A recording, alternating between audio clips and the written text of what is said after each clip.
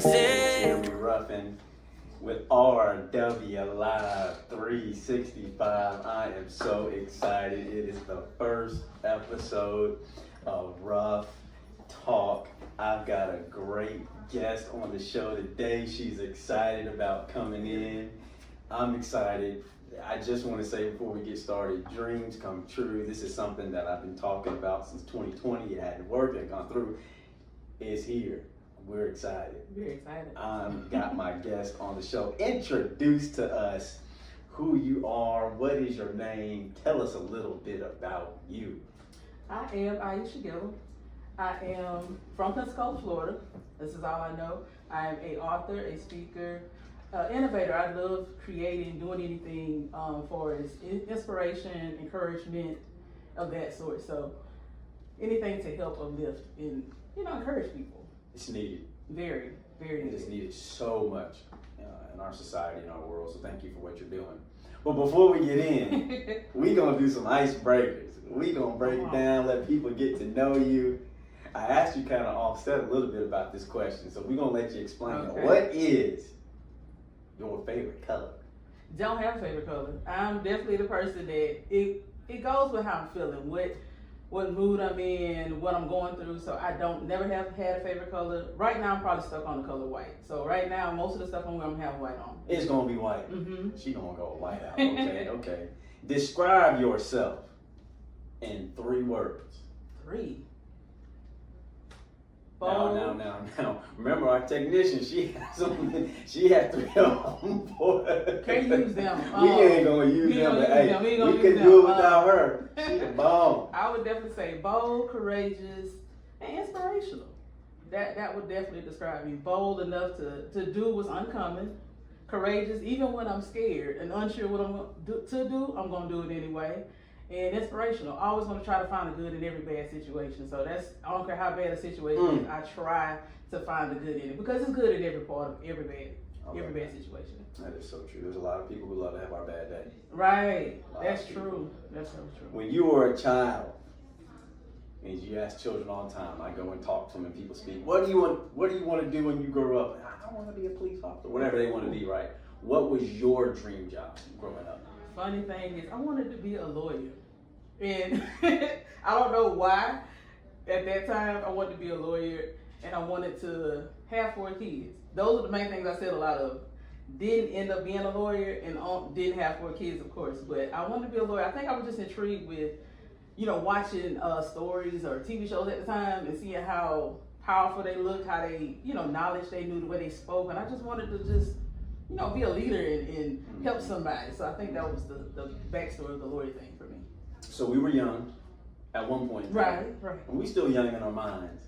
Absolutely. When you got up on a Saturday morning to get ready to watch Recess or whatever you was going to watch, what cereal was you digging into? What was your favorite cereal growing up? Fruit Loops. Fruit Loops. Very much so. Fruit Loops or Frosted Flakes. All right, here's $1 million question. Okay, you got $1 million though? No, you got $1 million. Big spoon or smaller spoon? You gotta have a big spoon. Okay. Got to. Gotta get all the cereal, the milk, everything. Okay. Yes. All right. Now, do you go back and get more cereal and more milk, or do you leave the milk and put the cereal on top and then get the milk in the bowl? I would definitely.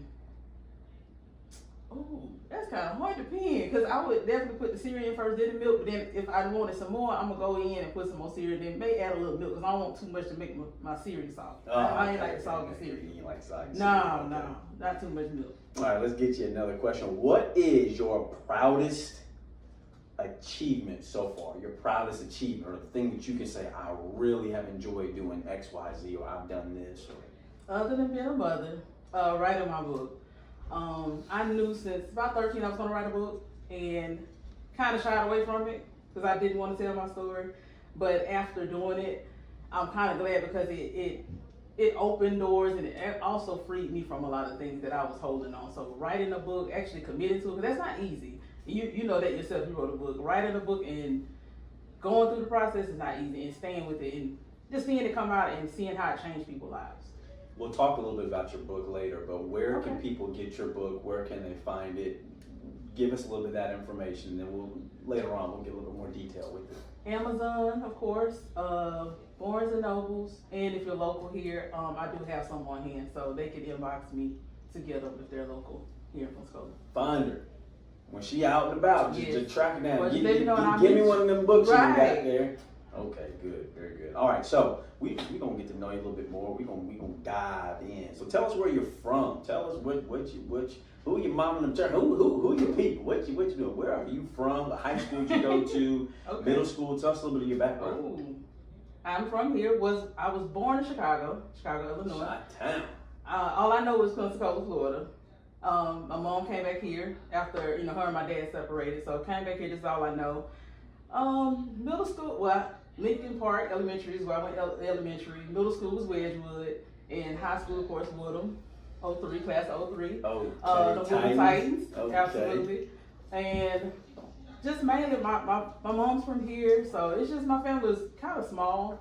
My grandfather was a pastor, growing up, so my upbringing is just kind of church-based, and just, I was very quiet and timid as a child, so I didn't really get into sports. I was always into more of arts, music, and reading and writing, so that was my thing. So being an author is probably something you've been working on your entire life, didn't even know it, because you're in the arts, you're reading, you're writing, you're doing those things, so it probably wasn't far off your path to be able to go and be an author, correct? Correct. It definitely was, because I always enjoyed writing. And English was like my favorite subject. I know most people hate English in school. That was my thing. I love writing words and how to connect words, how words feel, or this word mean this, or if I put it this way, how it changes things. So I don't know, I was always intrigued with English. Still to this day, words. Good. No, that's great. We need you English people. I want to write my book. I said, I need y'all to just get into that book and tell me what's right or wrong. Right. Everybody's needed for a specific thing. So tell us why you do what you do. We'll talk about purpose. Every time I speak, I say combine your passion with your purpose, and it's powerful, right? But tell us why you do what you do, and then tell us what you do in a little bit more detail. Tell us kind of what a day is like in your shoes. Can most people do what you do? Probably not, because it's what you do. So tell us why you do what you do, and tell us what you do. Why I do what I do is mainly, for so many years I battled not knowing who I was and running away from what I was supposed to do, my calling and my purpose. And I didn't see the benefit in it. I didn't see, being an author, being a speaker. For the longest, I was very timid. I didn't really have a voice. So when I got to a certain age and I started to realize that my voice and my story had a purpose, so I needed to get it out there. And I dealt with depression for so many years that when it got to a point, and I started to, write my story and started to talk to other people, and I realized, they kept telling me, your story is needed. You don't think it's important, but it's needed. And at the same time, it freed me to learn how, because growing up, I was very shy, timid, didn't have a voice, wouldn't speak. I would just do gestures and stuff to people. So definitely what I do is, like I said, the innovator side, I help other people write books. I do a little creation for it, helping other people, like ebooks and stuff like that. So I love to encourage and help people, for us the most part. And I am a certified life coach as well. So just kind of helping people get direction to what they need to do. Because for so long, I didn't know what to do in my life. And finally, when I started to just work on one thing and figure out what my purpose is and kind of go from there, life just catapulted out for me. You said something big and I wanted to talk about it if you can. That? All right, you took a deep breath. Uh-oh. Right, you're like, here we go. Yeah, we diving in. Depression. Ooh. It's huge. Very. A lot of people deal with it differently. Mm-hmm. A lot of people sweep things under the rug. A lot of people won't say what they really struggle with. And some people, as a life coach and as I speak, people don't know that it is depression. What have you found that has helped you get out of that depression? What have you found that's helped you help others? Is it easier for you because you've been through it to relate? You know how some people can say, well, why don't you this? But you look at them like, you ain't never been through that. So how are you going to talk to me about something that you ain't never? So do you see that helps you a little bit? That you've been through some things that you can help people on that road of depression? Talk to us a little bit about that, because I think that's I think people need to hear that. Definitely for me, my depression was different. I was a highly functional one. So for me, I always would I would pick up multiple tasks, whether it be work here, pick up this job. So I wasn't the kind that just laid in the bed for days, dark room. So I just wanted to do so much I didn't deal with things, which that's not healthy either. So for me, I had to learn how to vocalize what I was feeling, because my thing was I like to avoid. I don't want to talk about what I'm going through, how I used to, let me rephrase that, how I used to interact. I didn't want to talk about what I went through. I didn't want to put a voice to it, didn't want to put a face. Resolution, didn't want to have to deal with it face to face. So for me, I wanted to help other people, not dealing with my mess. Like like you said, put it under the rug. It ain't as you say, the pile is getting, bigger and bigger because I'm not dealing with it. I'm just sweeping more stuff under. So for me, definitely, it helps me see it in other people that may identify like myself that are highly functioning depression. So it helped me easy. So I try to learn now for myself, even when I catch myself kind of, because old habits are hard. I'm like, okay, you need to rest. You don't need to do all that. You're trying to avoid something. So I kind of learn, and I have to, be intentional, like rest. Don't do too much. What you running from? Just kind of, like you say, some people don't know. And sometimes I've learned myself just by talking to somebody else, and that's the other thing. Finding a person that I say trust. Because you can't go telling everything to everybody that I can kind of vocalize, and then I'll get the epiphany of okay, that's what the issue is. Because sometimes people don't need no advice, they just need to be heard. And that was my issue. You said something, and we'll take a break here after this next question, but you said something that was phenomenal. Not enough people talk, and not enough people listen. Right. I think a lot of people want to give their advice, which is great. I think at times it's needed. You have to get advice. I still go to my dad for advice. I think advice is good. But I think being able to just stop. I was talking to an attorney the other day, and he said, not enough people listen. And not enough people ask the right questions. So did you have a problem with having people listen to you when you battle depression? Because I think you said something great. Mm-hmm. I think of depression as I'm in a dark room, I'm quiet, covers over my head, I just don't want to do anything. But you said you were functioning. Mm-hmm. Did you have someone that you could talk to at the time? How did you get over that hump to be able to talk to somebody, to know that you had the depression or that you needed to get over it, to get some extra help? Oh, the person I would say, other than God, is my mom. But at the time when it was really dark, I was an avoiding person. I didn't want to talk about it. And I didn't know how to vocalize what I was going through.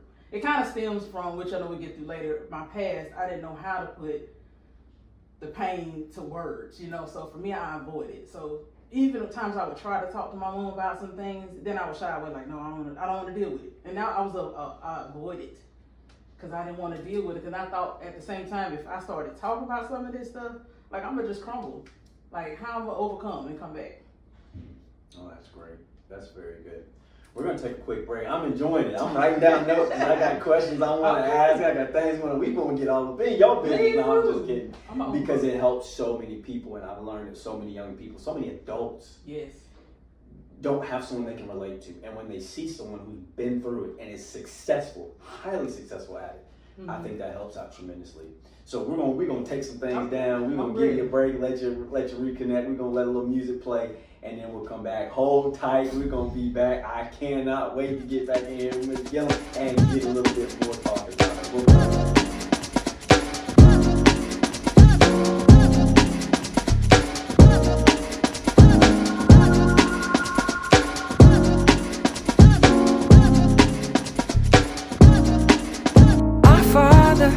Who art in heaven, hallowed be thy name, thy kingdom come. In this place, thy will be done, on earth as it is in heaven. Won't you please come? Please come. Won't you please come?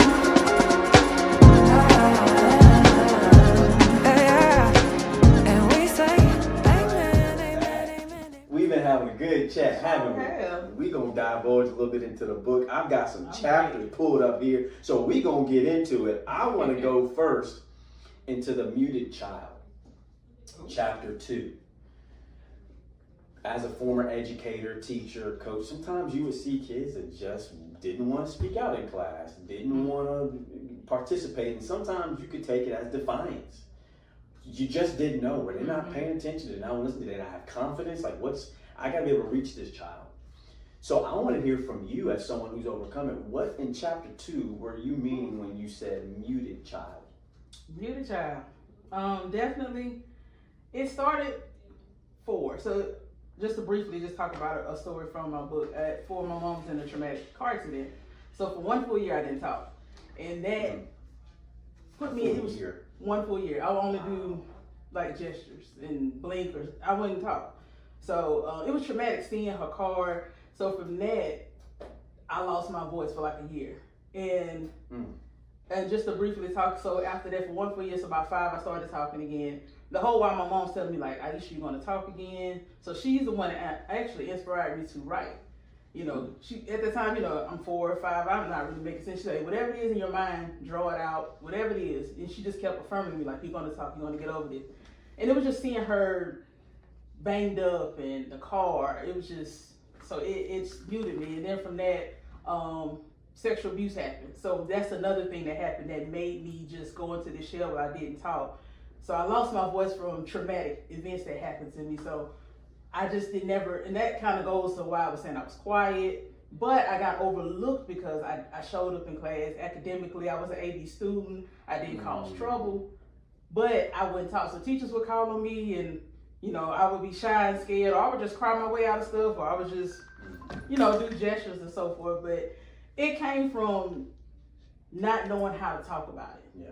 And at the time, you know, growing up, you know, it wasn't like now we have therapists and like you had a guidance counselor in school, but different things, traumatic events weren't really talked about back then. So back then, everything was just kind of like you keep it to yourself, don't talk about it. So muted child, it got overlooked a lot, and most people didn't know to look to get me help because I showed up academically. I didn't cause no trouble with my mom. It's just so, it's so interesting to hear you say you were a functional depressing person. Like that's, I don't know that I've ever heard anyone say it. I mean, I've heard it before, but to hear someone kind of go into it, and you were really good at it because you were good academically. I mean, you weren't struggling, so you probably didn't fit the criteria of someone going through. What would you say to someone, and you can relate, that's had a traumatic experience that's causing them to lose their voice, and you've had a chance for a whole year, didn't talk? No.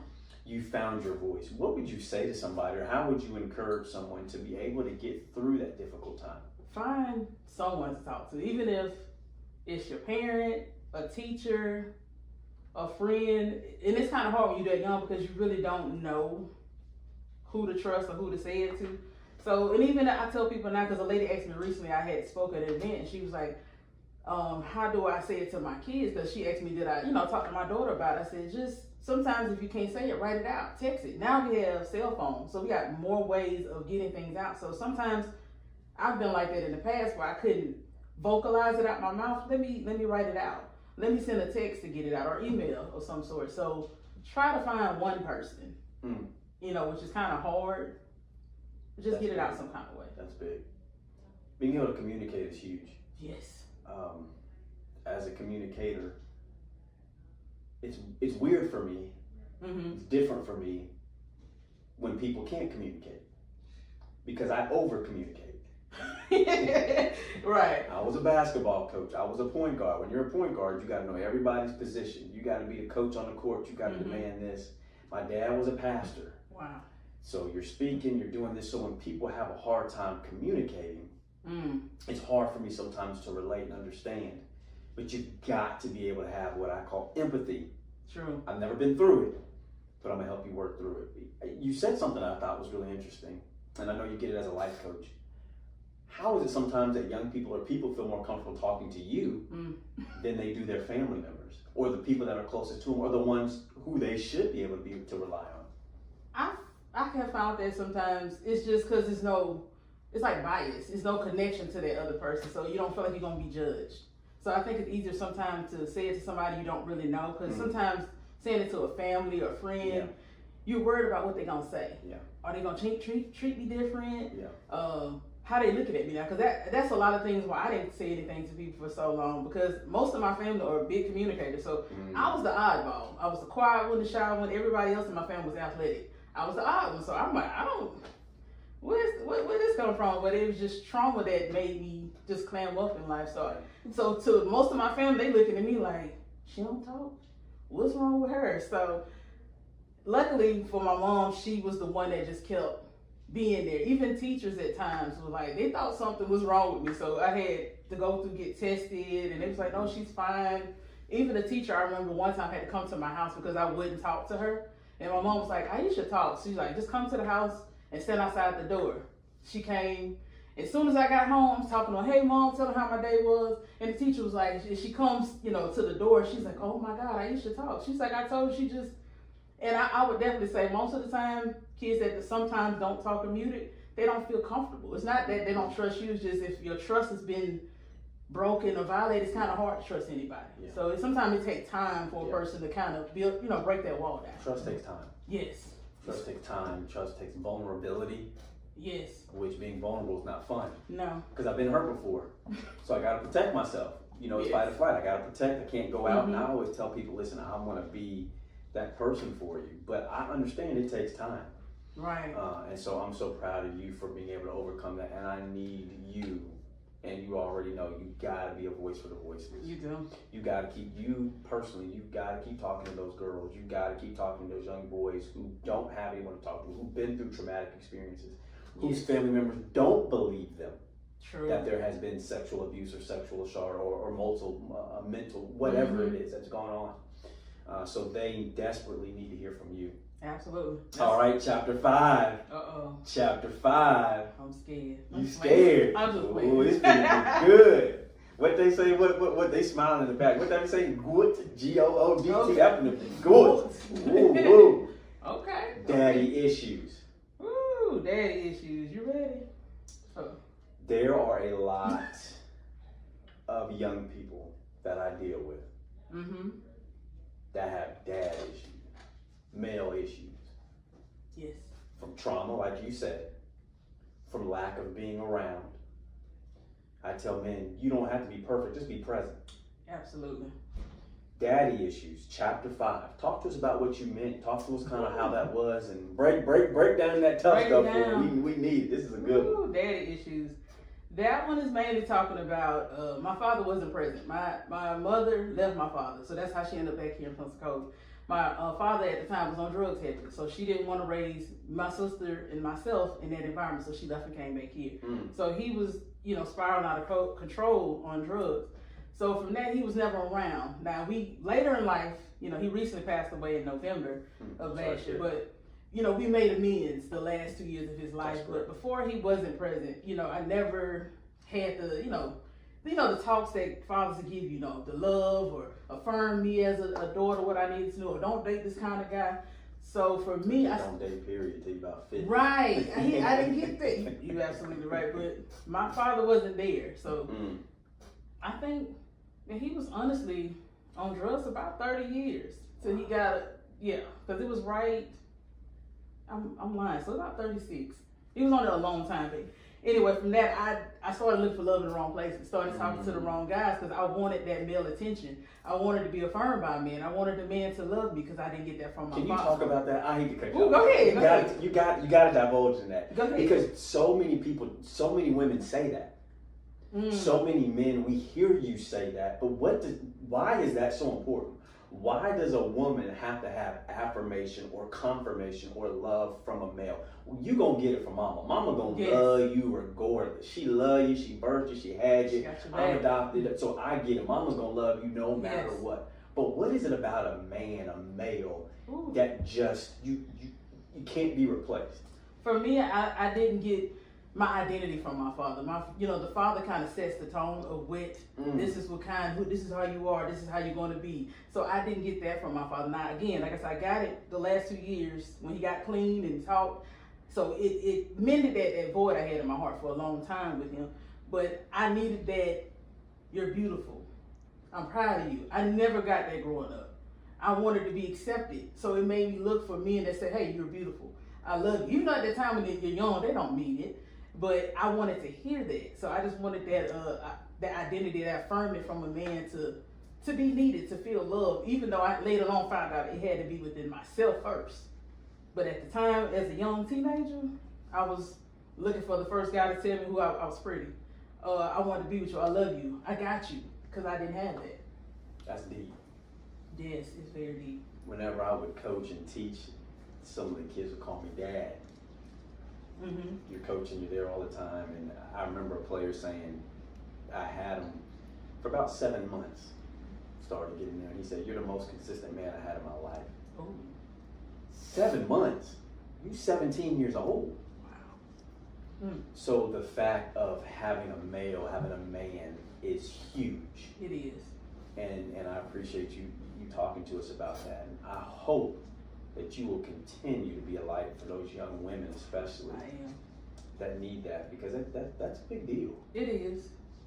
It's dating the wrong men and, you know, just putting myself in situations that I shouldn't have, because especially, not everybody, but most girls, you start looking for the men to tell you they love you. And even if you know he don't mean it, it feels good to hear. And I didn't have it. So daddy issues was just me indulging on talking about, you know, a little bit about his story, then the choices I made, because I didn't have him there. I didn't have him present, and I wanted to be. And even times of resentment, I was mad at him when he would call, I would, you know, kind of lash out a little bit. Before we move on, what would you say to a girl who was in your situation? Who might not have dad around, might not have granddad, uncle, might not have that male figure in their lives, that needs someone, that needs that man to say, hey, you don't have to do X, Y, Z to get their attention. And if you do, because love has no if. There ain't no ifs in love. You love regardless. That's true. And a lot of us don't know what love is until you're a little bit later in life. My dad used to tell me, you ain't gonna know what real love is till you get married and have some churn. Yes. And it's sacrifice every day. I don't want to get up. Well, that joke gonna make you get up. That's true. What is it that you could tell those young girls right now? Because I'm hoping to get this out. I hope they're going to hear it. And I hope they're listening. And I hope if there's moms or grandmas, there's going to be somebody that hears this and it's going to change their lives. What would you say to them? Find, whether it be a brother, an uncle, a coach that you can look to as a father figure, kind of cling to him. Because especially if it's, you know, you need that affirming from a man. You just need that foundation, like you said, that consistency.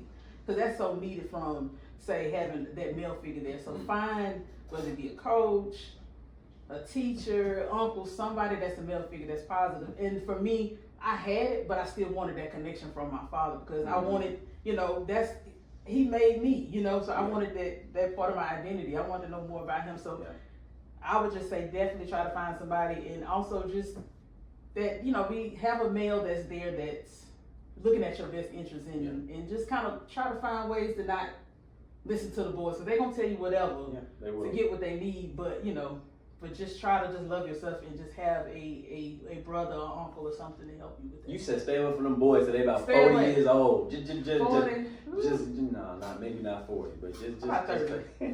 30. But listen, I'm gonna have people on this pod. There's gonna be so many men that I want people to know that in this community, we have Ieisha. We have men that can help you. We have people who can be there, barbers and coaches and pastors. Absolutely. Business. There's tons of people. Coach, I'm always here to be able to be there and to be a help. I want to tell you something before we're gonna go to our break, and then we're gonna come back. We're gonna get on this. We're gonna hit this last chapter. Whenever I speak, I ask young people, who is your tangible male role model? 85 to 95% of the time, do you know what they tell me? They ain't got nobody. And listen, Santa Rosa, Escambia, the Philippines, wherever I've been, 85 to 95% of the people cannot tell me that there's a physical male. I'm not talking about somebody you see. I'm not talking about somebody you see on Instagram or on social media. Somebody you see every day that you can tangibly touch, that you can go and talk to, that you can ask. Let me get $20 so I can go to. Oh wow! Let me get someone so I can go to the movie. They don't have it. You know what? That's it. I talk about that deep in my book. A friend of mine, and he became like my brother. So he was the one that kind of was like the father figure I needed. And he walked me through and he showed me this is how a man's supposed to be. This is how he's supposed to treat you. This is what a man's supposed to do. So a friend of mine, he's younger than me, which is funny. And he kind of was my father figure. So it's funny you say that. So it took, and I met him when we was working, and I used to be so mean to him. Because he was talkative and I wasn't talkative. So I was like, stop talking to me. And put you on a podcast right now talking. Look I at know, you. it is fun. Isn't that crazy? He helped me get out of my own way. Good. So it's funny you say that, and I didn't have it till I was probably in my late 20s. Wow. When I met him. Wow. What would life have been like a little bit differently had you met him a little bit? And we can't live life like that. You can say a lot of ifs, but I'm so thankful for that young man who stepped up in your life and became that person. Oh, this is good. It is. We coming back. We're going to go to a little break. We got through 2 chapters already in your book. We're going to go to the 3rd. And we tell them again how they can get in contact with you, because we want to make sure there's going to be somebody who's listening who needs this encouragement today. How can they get in contact with you? I'm on Facebook, Ieisha Gilliam, or I am Ieisha is my other, like my business page. Instagram, Ieisha_Gilliam. I think I'm the only 2 I'm on right now. Okay. Right now that I can think of. Okay. That I'm on the most of. So those 2 places you can find me. Good. Love it. This is Ruff Talk on RWR Live 365, the first episode. I'm so jacked. Hey, look, my wife told me, she said, don't get on that microphone yelling and screaming. We don't want to hear you out loud. So the whole time, you see me got my hands down. I see it. I'm trying to contain the excitement, but I'm just telling you. It's the first one. Yeah, listen, because it was a vision and it was something that I could see, and I just want to help people. And I want people to know that there are people in our community, in this world, who really do want to help you and are not asking anything in return. So we got to stop talking. Let's get on this break.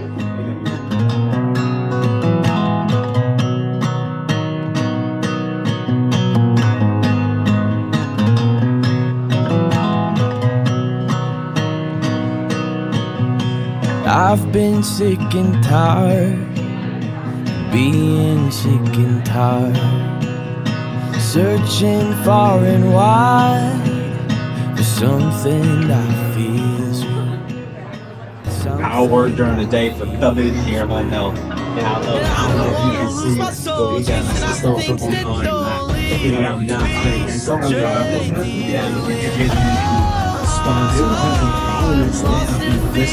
feel like it's been a phenomenal time.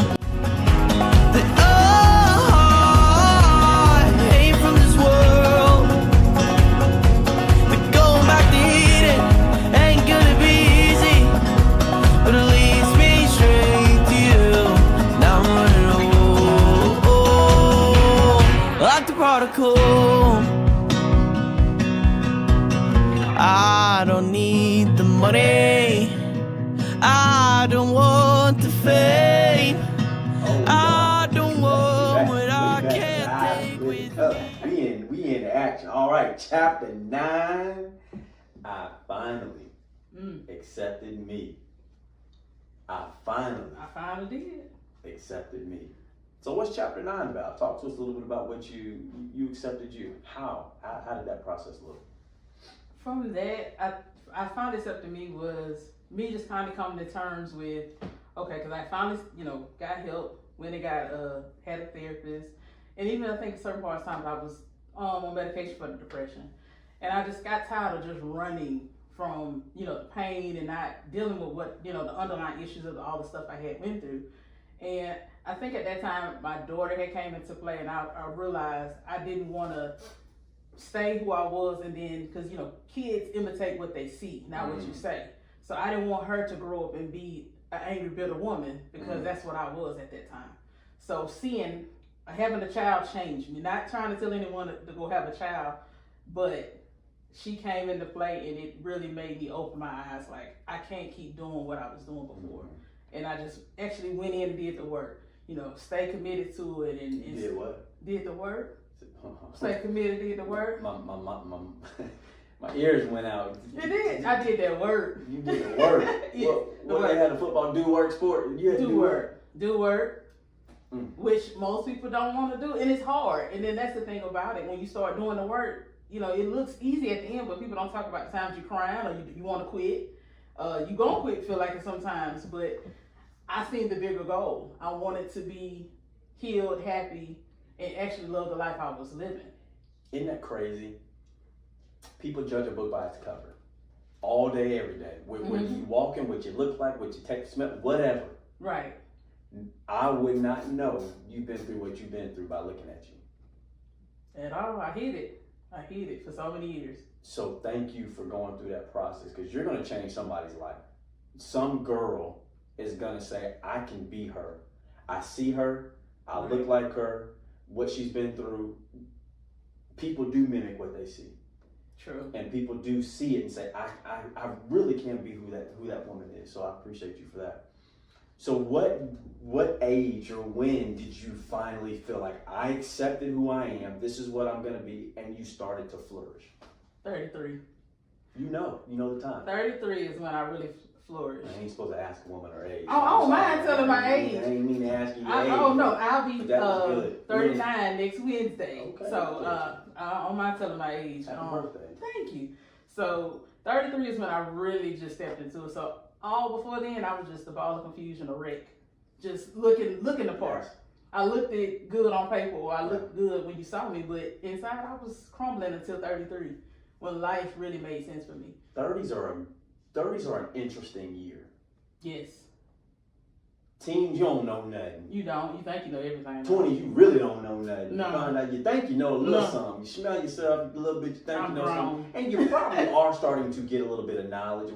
But the life experience just ain't really hit. When you get them 30s, it's like, dog, I wish I would have known this at 20. I said it all the time. But if you knew it at 20, I don't know if you'd be able to keep on that thing. And it needed to happen the way it has happened.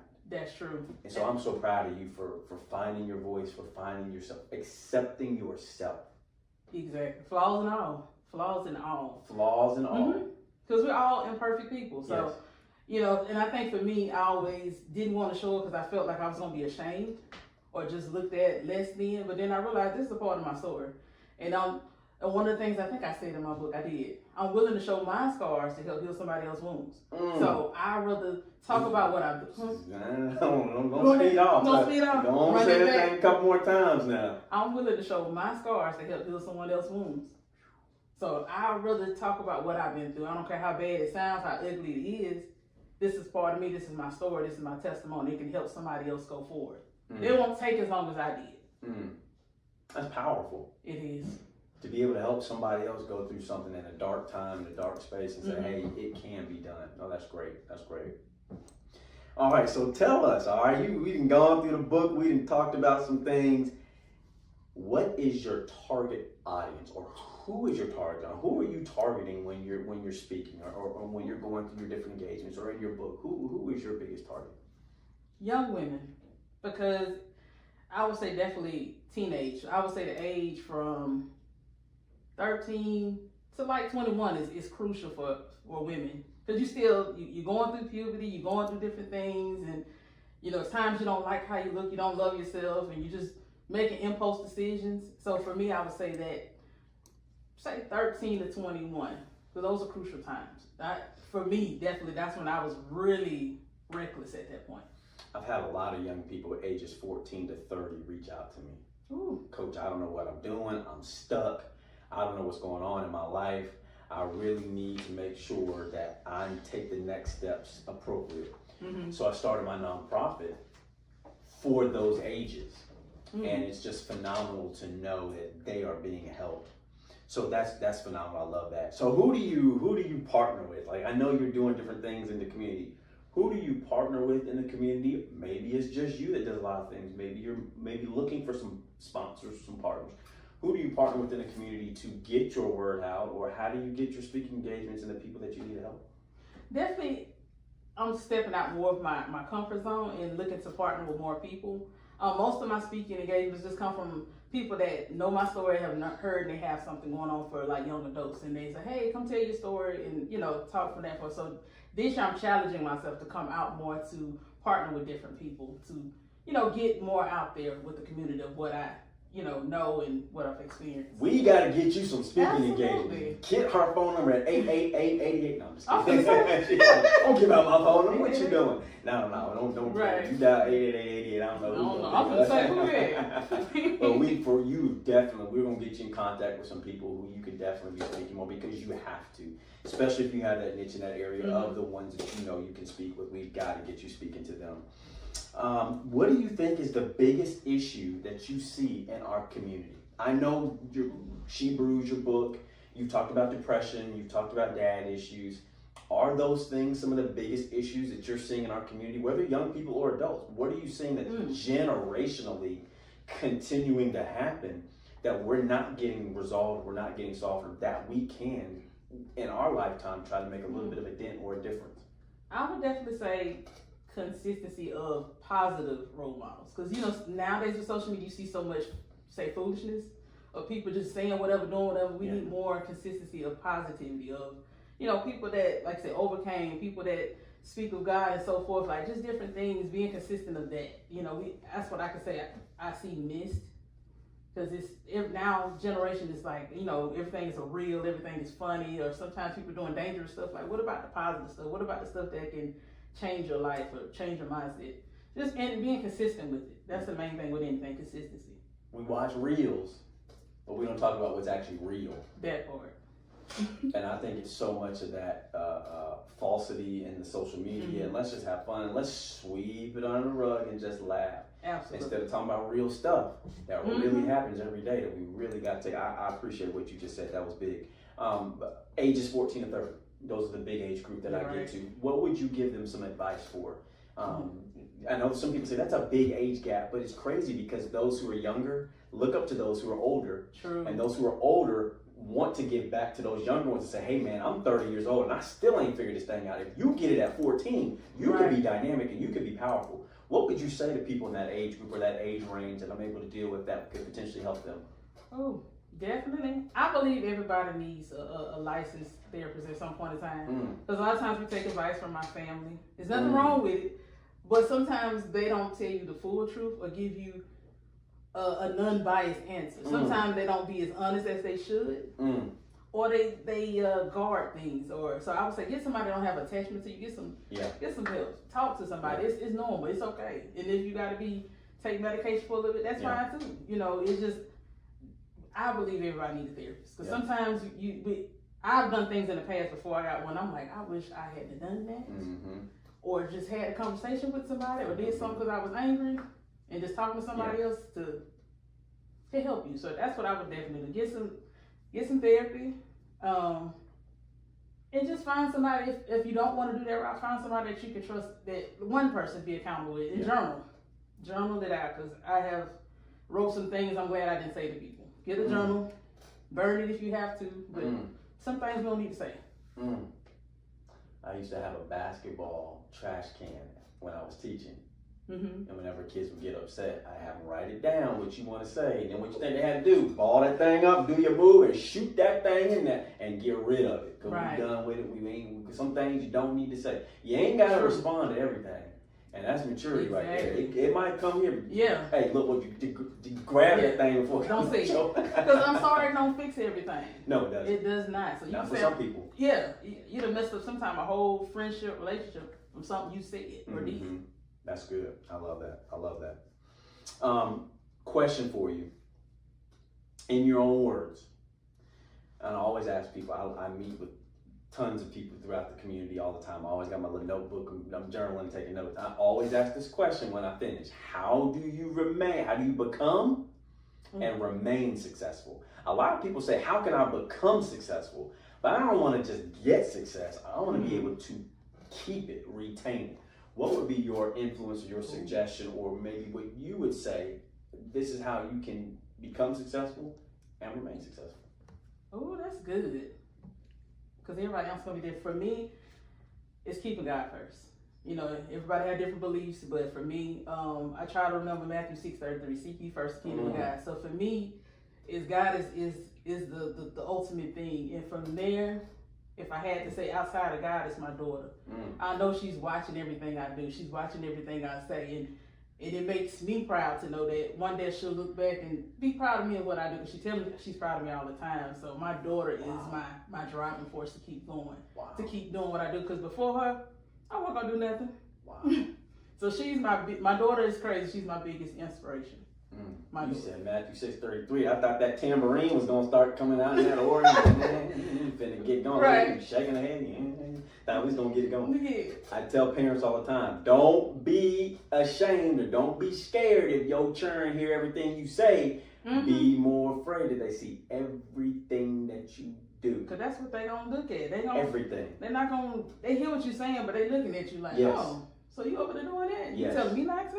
Yes, 1,000%. My dad was a pastor. I see him in the pulpit. Mm-hmm. All right, what you finna do when money get tight? You talking about is faith. What you finna do when things get tight? Right. You don't really pray. That person said X, Y, Z, and you said in the pulpit to be Mm-hmm. kind and turn of the cheek. What you finna do now? I don't want to know. That's what I said. And that was the key. So I'm so thankful you said that. And to hear your daughter say that she's proud of you. She Do do. you know what that means? How old is she? She's 8, she'll be 9. Do you even know how powerful it is coming from That an is. 8-year-old? That is, cause Wow. that's what keep me going. Like she was the thing that got Wow. me to write the book, to do what I'm doing. Cause Mm. before her, no, I would have never told my story. Wow. And it's just, I know she's helped me be a better woman. Mm. So it's sometimes people say, you know, their parent, but my mom did start with my daughter as my biggest inspiration. Wow. That's good. That's really good. When do people, last couple questions, when do people become unsuccessful and when do people fail? You talked about success and continuing success, but then we got to deal with the other side of the coin. We got to deal with failure. Failure is not always fatal and failure is not always bad, but why sometimes people stay down? Why can they not flip that coin or get up or turn the corner when they need to? So when do people become unsuccessful and fail? When they choose to do nothing and stay there. Mm. That's what I believe. I choose to do nothing, because we're going to get hard hits. Life going to happen. Life be life, as they say. Mm-hmm. But do I stay down? Because that's the thing about it. That's the only way I feel. If I refuse to get back up. Yeah. That's failure for me. Yeah, that's good. It's not just my biggest fear of being a failure is not that I fail, is that I'm in the same place this year that I was last year. That I grow. Absolutely. If I didn't grow, then that's not good. You got to grow. Oh, this is great. Listen, this is the first show, RWR, Real Women's Radio Live 365. Go download it on the Google. Somebody told me Google. We don't need Google. Go download the Google Play Store, the Apple Play Store. On July the 6th is when we're going to have the first show from 2 to 3. Go download the app. This is Coach Ruff, and we are with Ruff Talk. We've had a great time today. Tell us your name again. Ieisha Gilliam. And tell them how they can get in contact with you. Facebook, Ieisha Gilliam. Instagram, Ieisha_Gilliam. And my other business page, I am Ieisha. I love it. I love it. You got a round of applause. We always say, remember, let Ruff Path not only help you find, but stay on the right path. And then number 2, when you combine your passion with your purpose, is powerful. And we got to end it on that, because then I don't start talking and we don't want to talk anymore. Ieisha, thank you so much for coming on. Make sure you download that app. Make sure they go to it. Thank you so much.